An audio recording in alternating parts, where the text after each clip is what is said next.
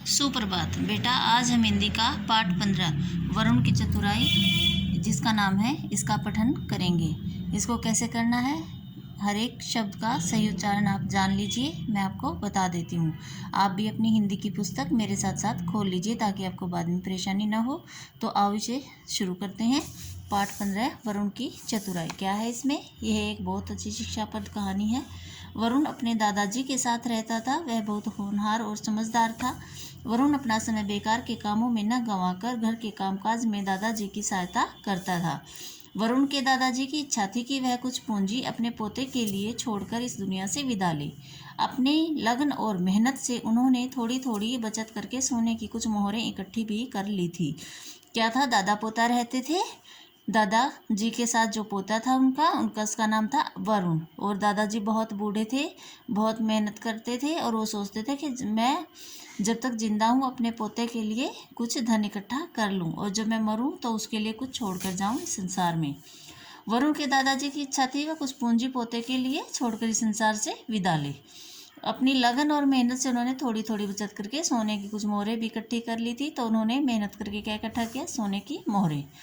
एक दिन जब वरुण घर लौटा तो उसने देखा कि दादाजी घर के बाहर बैठकर जोर जोर से रो रहे हैं। वरुण के पूछने पर उन्होंने बताया कि मैंने जो धन तुम्हारे लिए बचाया था उसे एक चोर चुरा कर ले गया है। क्या हुआ? वो जो सोने की मोहरें दादाजी ने जमा की थी मेहनत से, उसे चोर चुरा कर ले गया। दादाजी, क्या आपने चोर को देखा था? वरुण ने पूछा। हाँ, अभी अभी वह पूर्व दिशा में भागा है, कहते हुए उन्होंने चोर का हुलिया वरुण को बता दिया।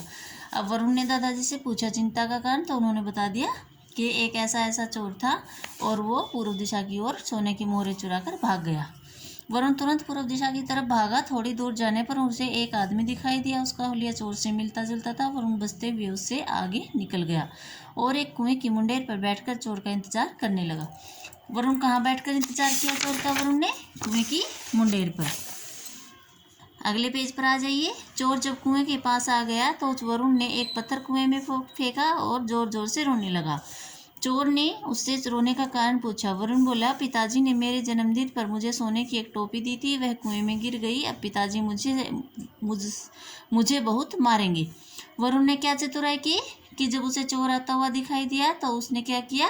पत्थर कुएं के अंदर फेंका और चोर के पूछने पर उसने क्या बताया कि मेरी सोने की टोपी इसमें गिर गई। सोने की टोपी की बात सुनते ही चोर की आंखें चमक उठी। उसने वरुण को दिलासा दिया, रो मत, मैं अभी तुम्हारी टोपी निकाल देता हूँ। उसने तुरंत अपने वस्त्र उतारकर वरुण को दिए और स्वयं कुएं में उतर गया। वह मन ही मन सोच रहा था कि सोने की टोपी हाथ में आते ही उसे लेकर मैं भाग जाऊंगा, है ना।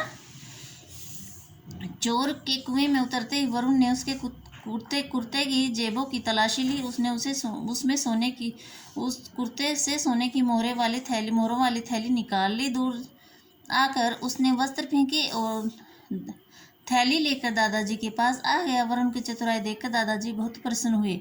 उधर चोर कुएं में टोपी ढूंढता ही रहा। फिर थक हार कर जब वह कुएं से बाहर निकला तो वरुण को वस्त्रों के साथ गायब देखकर उसने अपना माथा पीट लिया।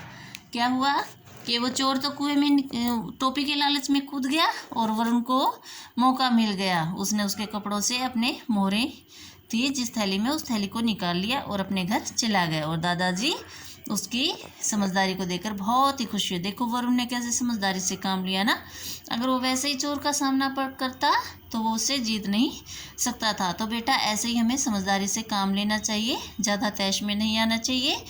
आराम से दिमाग से हर मुसीबत का सामना हमें करना चाहिए।